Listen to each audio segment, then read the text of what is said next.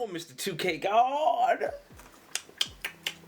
We back up in this bitch. Now, dude, this has been a video that I've been working on for the past 2 days, and I'm kind of happy that I am doing this. One day, a couple weeks ago, I was just thinking like, man, what am I gonna do? What kind of video am I gonna get out next? What kind of video am I gonna do? I selected this video to do, not even knowing X's birthday was right around the corner. I was like, you know what, man? I want to do a video on X's legacy because I really feel like in the culture and in outside of the culture, there's a lot of shit that is really misunderstood about X and how he lived his life. And I really think that this video will be a good video to do to teach people that do not know much about shit that went on in X's career. This is good for the people that are new.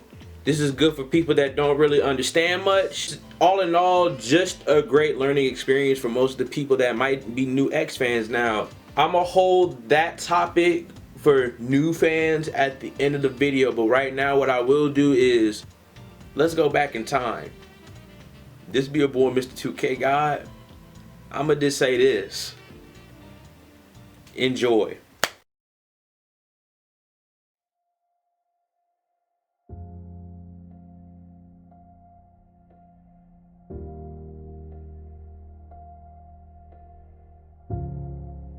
I've been asleep, like all of us. I've been asleep because I've been distracted. It's nice to get a load of money. It's nice to get a load of attention.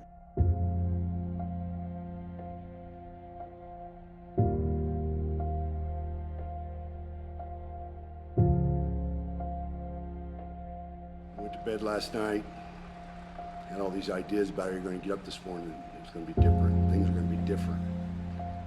Today you're going to start taking steps towards doing some of those projects that you know will get you closer to living that dream life you keep playing over and over in your head. Different from the practical life that you got to get up and meet every day. To go to the cubicle-infested world and work a job just to pay the bills.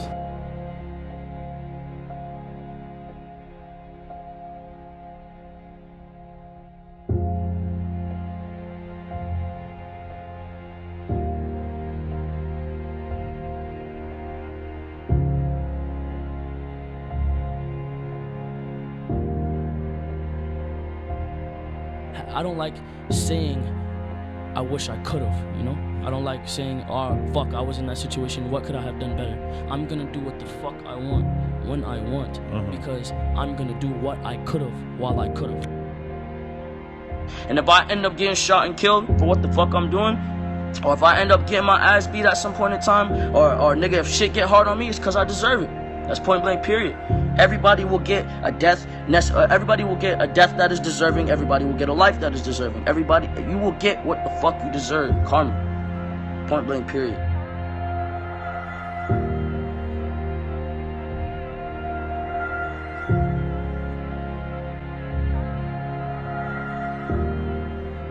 If I'm gonna die or ever be a sacrifice, I want to make sure that my life made at least 5 million kids happy, or they found some sort of answers or resolve in my life, regardless of the negative around my name, regardless of the bad things people say to me. I don't give a fuck.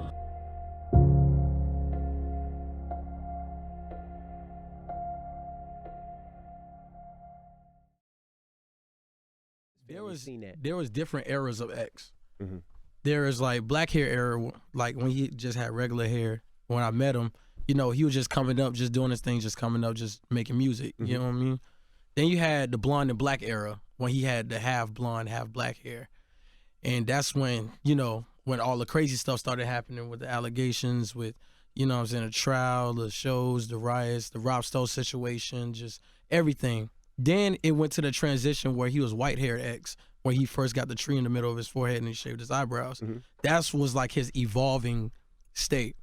And then it went to Indigo X. He described it as Indigo X. When we talked, the last time we talked, he said the reason why he changed his hair and tried to, you know, do things differently is because, like, he just felt like he understood how it was being a bad person and how easy it was. And he was just like, I want to change. You know what I mean? That was the main thing he told me at the end of, like, the journey. Hey there, you looking for a brighter season. Need to lay your burden down. Hey day. Now, looking back on X's career, it's all this craziness.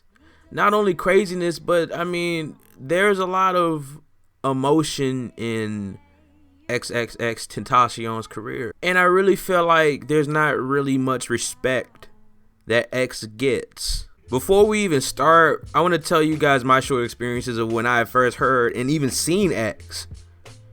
And I'm happy that all of this is documented on YouTube. When I first heard about X, I'm not going to lie to y'all, I deadass thought this man was crazy. But one thing that I knew from the very beginning, from when I even heard this man's voice and even seen his face, I knew that he was different. I knew that X was a different kind of artist. I knew he was a special kind of artist, an artist that will be one day probably at the top. And I knew that he could probably even potentially shake the world. And I also knew that he'd probably be the type of artist that the world has never even seen before. Make Out Hill, a name that X carried a precious meaning. In 2016, a fan asked, "Why Make Out Hill? Exactly where does that come from?" And X replied, "I got the name from someone. I gave it a meaning, Make Out Hill, the place where all ideas and love meet." Black-haired X, there's a lot that I can say about this X with all the research that I did. These stages, these were the beginning stages. The rookie stage, the learning stage, the planning stage, and the figure out stage. This is where all the music started. Now, I'm not going to sit here and act like I was a part of this era of X, like I knew him in the beginning of 2013 and 2014, because I definitely was not a part of it. But it doesn't hurt to learn from the very beginning. Some of you might know a lot about this era of X, and some of you are learning with me right now as I speak. My goal is to help some of you learn, respect, and to see how it all happened. Here's how it all started. Let's start off in 2014. Very Rare and Members Only. Yeah.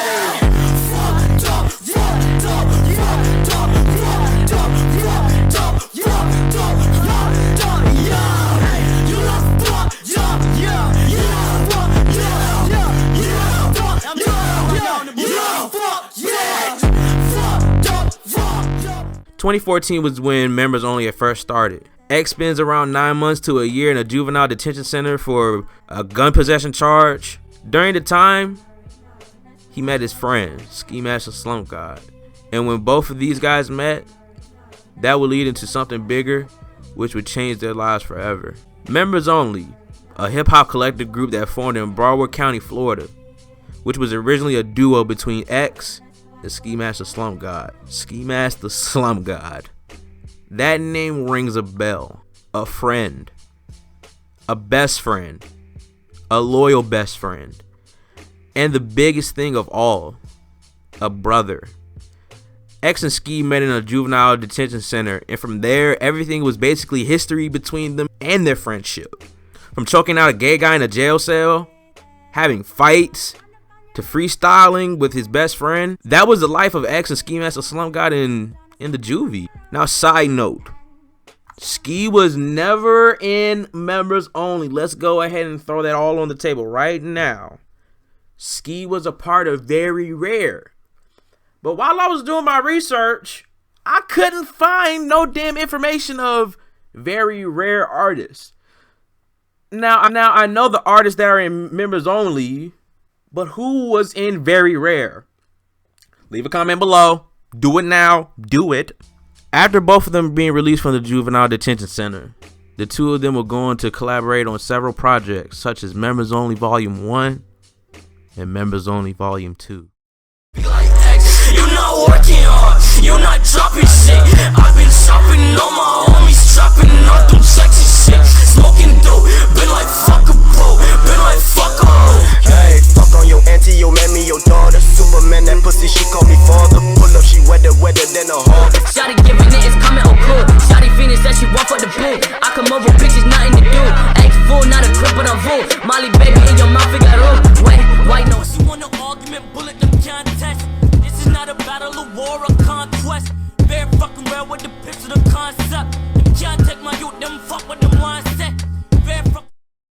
March 5th, 2014 was the birth of something special in the music industry. A song that we can go back and say, wow, this was his first song ever uploaded. But the main question I have, and the main question some other fans might have, was Vice City even the first song? Were there other songs before Vice City? Were they deleted? I have the answer for you all. X's debut mixtape, XXX, which released March 5th of 2014, that mainly consisted of his earlier songs from 2013 to 2014 on SoundCloud. Vice City, which we all know and love. Alone, Molly, Dead, and The End Is Nigh. Those songs were supposed to be on the project, but he ended up putting other songs that he made on the tape instead. It has since been deleted, and all songs were lost except for Vice City. Only a quarter of the mixtape has been leaked. This is now a deleted mixtape, and the full version cannot be found anywhere on the internet. Some of the XXX mixtape can be found on YouTube though, but the mixtape still only consists of the songs that could be recovered. The other songs that were supposed to be on the mixtape still haven't been founded. And I tell y'all, it sure does sound like X's old early work, just due to the microphone quality, the really deep melancholy vibes in the songs.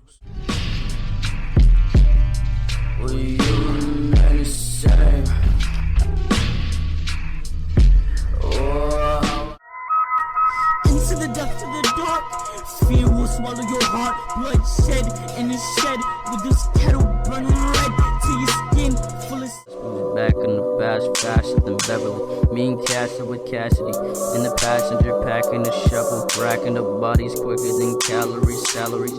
Remorse as this time becomes a factor. Minds full of greed, disposing of benefactors. Backwards, pace backwards, effort is superficial. Only reaching the surface upon the earth. Oh my, oh shit died. Mama should have swallowed you, bitch. Please die, fish fight, die young, be stone tree hung. We bones could have. Back on to Vice City. It's not only a classic to me, but it's also a classic to many other X fans. And Vice City not only showed that X can hit that lyrical flow, but it also shows that he could do other things as well other than rage rap. X is even going on the line to even saying that he likes to blend and go across multiple different genres. Vice City only serves to support this point, and it supports the point really well. So I got my fucking dick. I'll beat a fat bitch. Have her suck my dick backwards.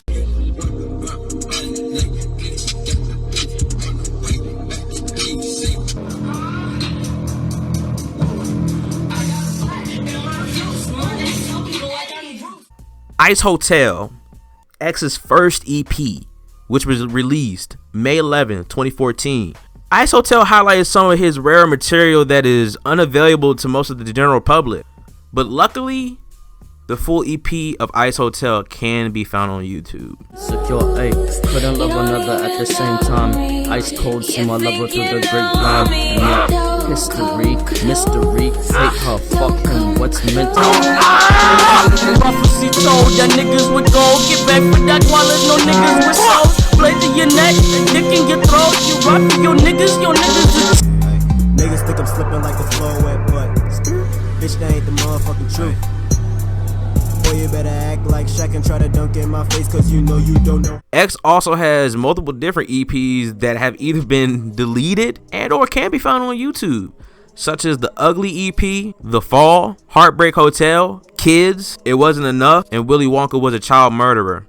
Black-haired X, the extreme depressed X, the suicidal X, the X that just really wanted a way out of life. He had many songs that he really expressed that, like in his song Never, the song that had a sad and dark tone in the instrumental, but also you can hear that sad and dark tone in X's voice as well. The song is related to a relationship that X was in that ended poorly and left X in a state of depression. While listening, we can hear X sniffling and sighing in different parts of the song.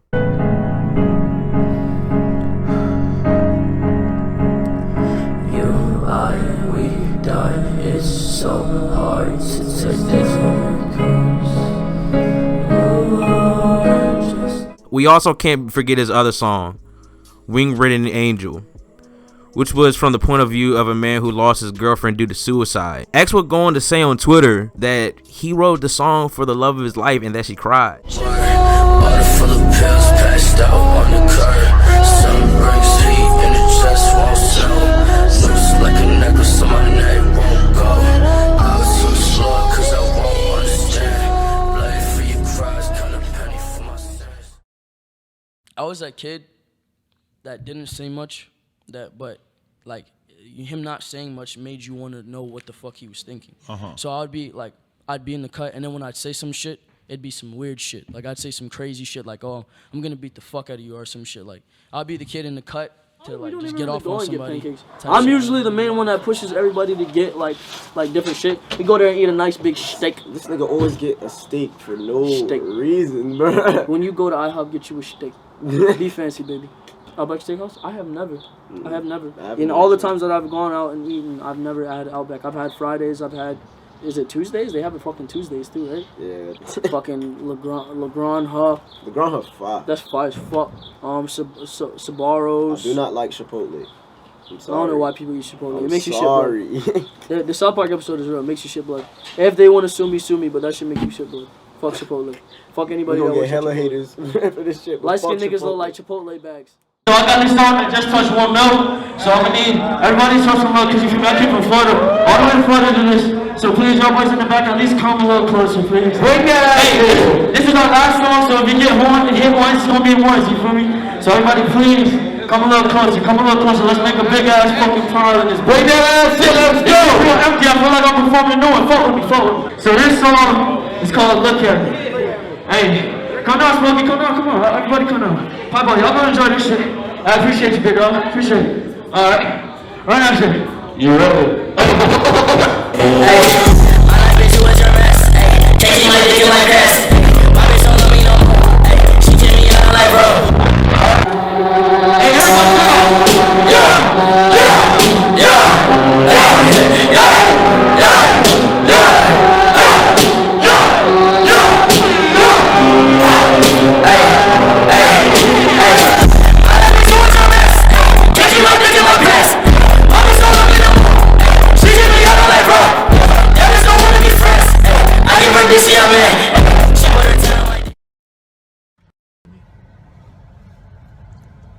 This is the first time I'm letting them see my hair.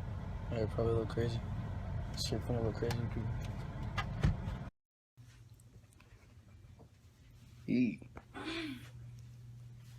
I hate getting on camera because then I have to look at my face. It's like my face is the only thing to look at, and it makes me feel uncomfortable. Hi, Periscope. You guys are on Pokemon? Yo, can somebody explain Pokemon Go to me? Like, what's good about it? Is it fun? The blonde and black-haired X. Probably the most craziest, wildest, insane, and terrifying X we have probably ever seen. You can tell he was all in all just a different person from the previous X. From the changes in his production, to the changes in his sound, the changes to his brand, changes to his message, and to the changes into his delivery. This is where I come in. January 29th, 2017. Some of you know, and some of you might not know. But that day was a day that changed my life forever. January 29th was the day that I first heard X. I'll never, ever, ever forget that day. I was lying up in bed like a motherfucking Playboy bunny in my underwear. And I think to myself, what videos can I do that are different from the others? And then bam, the idea hit me. I said to myself, I'll do videos on artists that I've never heard of. And I also said to myself, I'll learn more about this culture, since I was lacking on the rap game in terms of the underground back then. Here is my first time listening to X.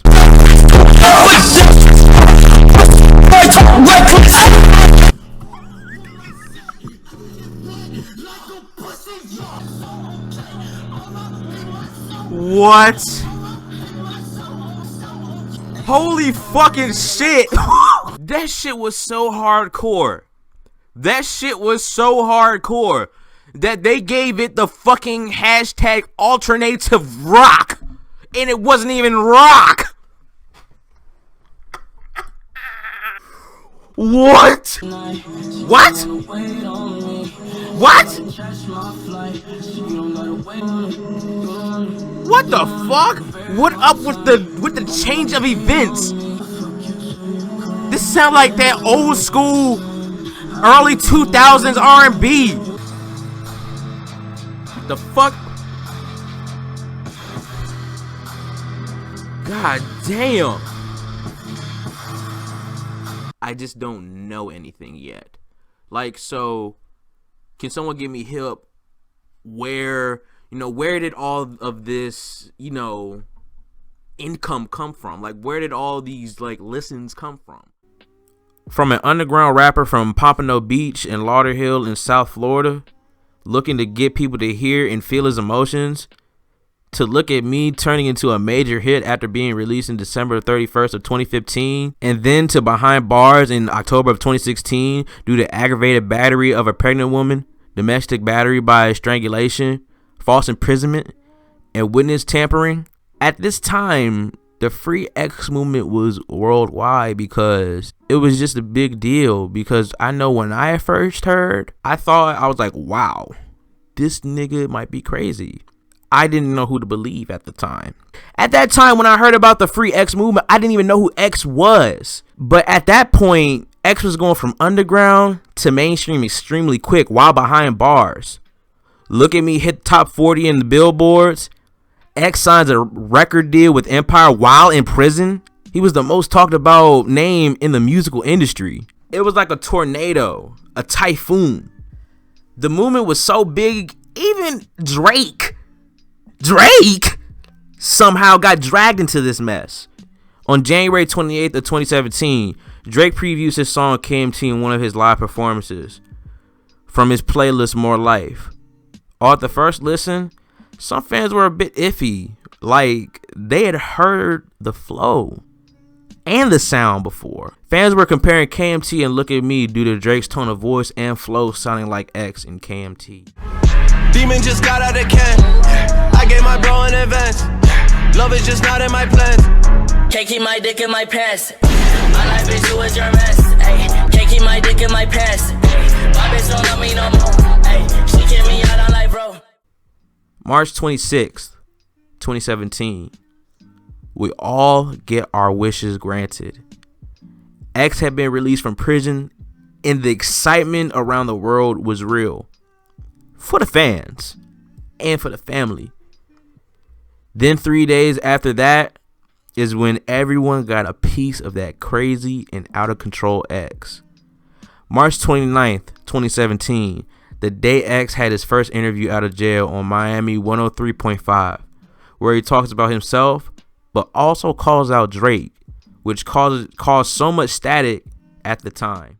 You strong, but so the music is your outlet. I want you to clarify something for me. Okay. What's the situation between you and Drake? Do you guys have beef? Are you guys cool? Like, what's the situation? What's going on? All right, I'm gonna keep it. I was waiting on this. Talk to me. I was waiting for you at the door. Yes.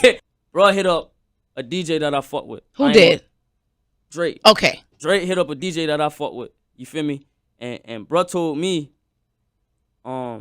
he was like, yo, the nigga Drake watched your interview. He said he fuck with you and he fuck with your partner Ski Mask. He's like, yo, he's saying he go call your manager within the next few days. Okay. So I'm amped up. Nigga, I fuck with Drake. Yeah. You feel me? Drake a genius. Yeah. You know what I'm saying? Despite me disrespecting him as a man, because I can't respect him as a man, I respect that nigga career. That's a GOAT. Okay. That's a GOAT. So you know how to differentiate the two? I know. Corporately, that nigga is the GOAT. Yeah. You know what I'm saying? And I knew what I was doing when I said what I said, and I knew how to approach him. He was supposed to contact one of my managers. So he doesn't do it. That same fucking week, bro. I go on to, well, I can't go on to it obviously because I'm locked up. But yeah. I'm on the Securus phone. He dropped the fucking video of previewing that shit in Amsterdam with some nigga from the UK. I was on the phone with my dog, Chris. He was like, yo, you gotta listen to this shit. This nigga Drake a fuck nigga. That's exactly what he said. Like, this nigga Drake a fuck nigga. You gotta listen to this shit. So he plays this shit. I hear da-da-da-da-da-da-da. I'm like, what the As soon as it started, like I knew he was getting that. I got a piece of the internet. You feel me? So they were saying that Drake was biting your style. That's what the fans were saying. Yeah. At the time, X was next up, and there was nothing anyone could do that could stop him. He had all the momentum on his side, which he played with perfectly. From all the hype while being in jail, to getting signed to a big record label, to the Drake drama, then taking full advantage of the Drake situation and milking it, to being one of the most talked about artists in the game, Insane X, Crazy X, Out of Control X was on top of the game. Stand up!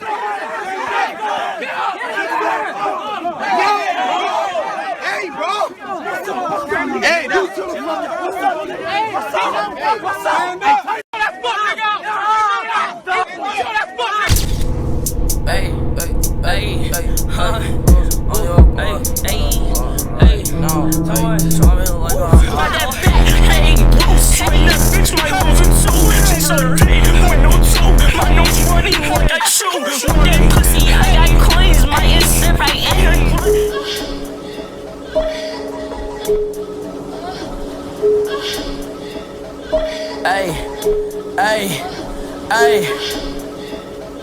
Hey, cocaine for my breakfast. Hold that pistol, yeah, but that shit's pussy boy talk reckless.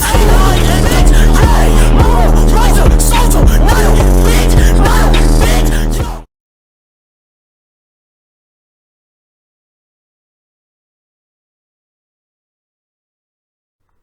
June 13th, X was on the XXL cover.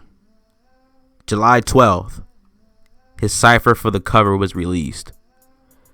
Till this day, and I've been saying it since June and July of 2017, that X should have declined the XXL. At the time, I knew X was different from the other artists on the list. I knew he would do something weird. I knew he was different. And I knew he would just have everyone confused. And what I said was exactly what happened.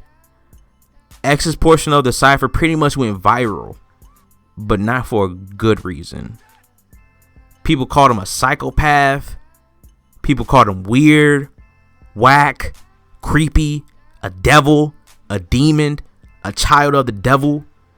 You name it, they called him it. Every name in the book.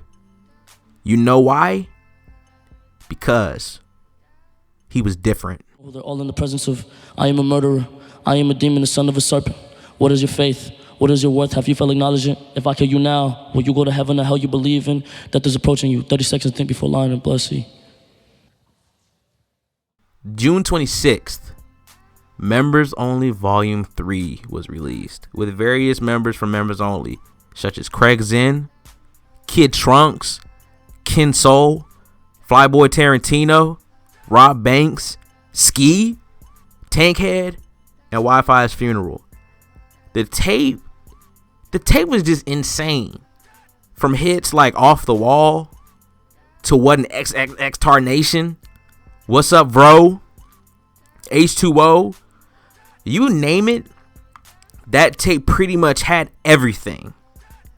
Till this day, I still believe, and hopefully some fans believe, that Members Only Volume 3 is probably the best Members Only volume that has ever been released to date. Go, bitch, I'm off the wall. Feel like Nick Cannon, cause I'm wildin' out. I don't got on bands, but bitch, I'm off the wall. Uppercut, super smack, melee. I just made a spinning on my dick like a blade. I feel like a spinach, I don't know you in the space. I'm in the back fist on my way. No Chris Brown, fucking make it look at me now. When I'm in the pussy, say out. You got no etiquette to begin with. Diamond white like Malcolm in the middle. Diamond drama shine like Skittles. Diamond drama shine like hey, my dick on it press. You take Zens, that's press. Okay, my shirt striped like Ness. Stripes. Flash them titties at me like the best. Okay, speaking like I'm Hurricane Chris. And on August 25th of 2017, X's debut album under Empire release, 17. 17 was just a whirlwind of emotions. Not a single headbanger, not a single turn-up song, but just sadness. And that was what X wanted us to feel, because we were going through his head. He wasn't scared to say anything on that album. He wasn't afraid to let anything out. He wanted all of us to feel. He wanted this album to be the cure for depression. He wanted this to show that people in the world that they weren't the only one going through depression, that you weren't alone, and that he was in your shoes as well. 17 was led by the singles Garrett's Revenge and Jocelyn Flores. Both songs were about one of X's fans that had sadly taken her own life. Though Jocelyn had never been known to the general public at the time of her death, the song and its treatment of suicide and grief resonated with many listeners.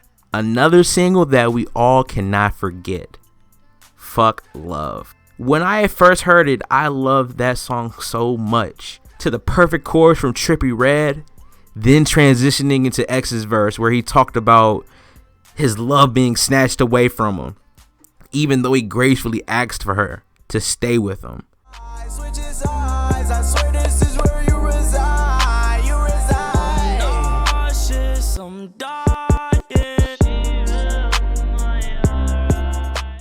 What are they gonna say now? Isn't it clear I don't give a fuck? If you feel as if your physical identity has to be the same as everyone else's to be socially acceptable, you're stupid. Oh my God, it's a vibe, yeah, feeling right, yeah, keep it quiet. White hair X, gray haired X, however you want to call it. This will probably be the most shortest chapter of all chapters, because we didn't really have this era of X for a long time. During this era, the only EP that we pretty much got was A Ghetto Christmas Carol, which was released December 13th of 2017. The shaved eyebrows, the hair, and the tree tattoo in the middle of the forehead, it was all just weird. Like, what the hell is going on through his head?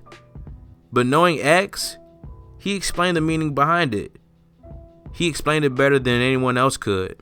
It's sad because the sad part in this era was when him and Ski fell out. At the time, we all asked the question, will they ever make music again? Will they ever be cool again?